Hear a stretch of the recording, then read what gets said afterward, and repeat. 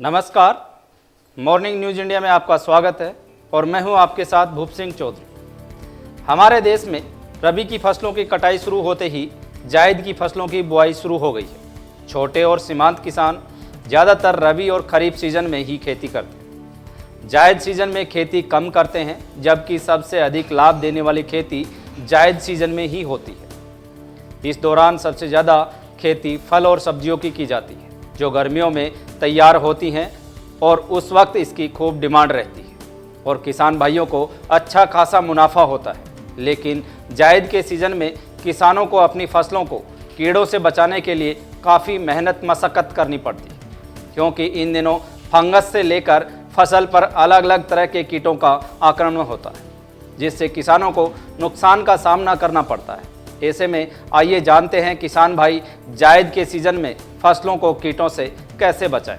बता दें कि जायद की फसलों में तरबूज, खरबूजा, खीरा, ककड़ी जैसी फसलें आती हैं और गर्मियों के सीज़न में लोग इनको खूब पसंद करते हैं और इस सीज़न में इनकी बहुत डिमांड रहती है। वर्तमान में किसान भाई इसकी खेती करके लाखों की कमाई कर रहे हैं। वहीं सरकार इनकी बागवानी लगाने के लिए किसान भाइयों को 50% तक सब्सिडी दे रही है और किसान सरकार की इस योजना का लाभ उठा रहे हैं और बागवानी लगाने की पहल बढ़ रही है, जिससे किसान भाइयों को रोजगार मिल रहा है।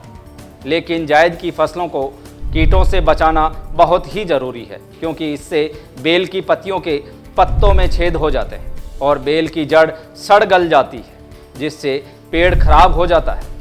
ऐसे में किसान भाई जायद की फसलों को बचाने के लिए कुछ उपाय कर सकते हैं। आइए जानते हैं क्या है ये पूरा मामला। खेती में मिट्टी का ध्यान रखें।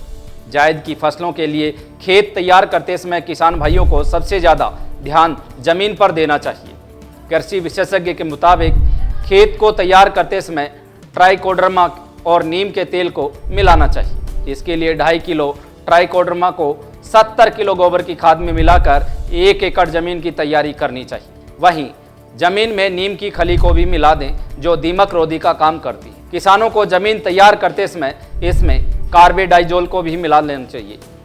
फिर इस मिट्टी में ही पौधों की नर्सरी की बुआई करनी चाहिए, जिससे इन पौधों में लगने वाली कई बीमारियां और कीटों से बचाव हो सके। जायद की फसल के अंतर्गत आने वाली सब्जियों के पौधों पर कई तरह के कीट का संक्रमण होता है। कीट सबसे पहले पौधों की मुलायम पत्तियों को अपना निशाना बनाते हैं। चूसक कीट पत्तियों के रस को चूस लेते हैं, जिससे पौधे सूखने लगते हैं। वहीं एक दूसरा कीट, जिसे रेड पेपकिन बीटल कीट कहते हैं, वह सबसे ज़्यादा हानिकारक होता है। ये कीट पत्ती को काटता हुआ चलता है।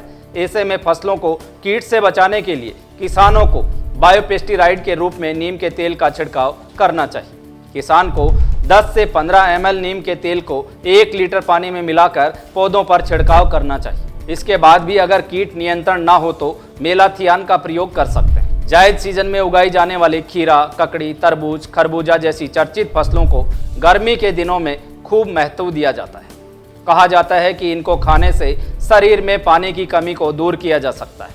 इसके अलावा गर्मियों में तैयार होने वाले टमाटर, भिंडी, लौकी और परवल की खेती भी जायद सीजन में की जाती है। इन दिनों खेती कर किसान गर्मियों में कम समय में अधिक लाभ कमा रहे हैं। इस तरह किसान भाई जायद की फसलों को कीड़ों से बचा सकते हैं, जिससे किसान भाइयों को अच्छी पैदावार मिलेगी। जानकारी अच्छी लगी तो वीडियो लाइक व शेयर करें और हाँ, चैनल को तुरंत सब्सक्राइब कर लें। धन्यवाद। ऐसे ही और वीडियोस देखने के लिए सब्सक्राइब करें मॉर्निंग न्यूज इंडिया को और जुड़े रहिए हमारे साथ।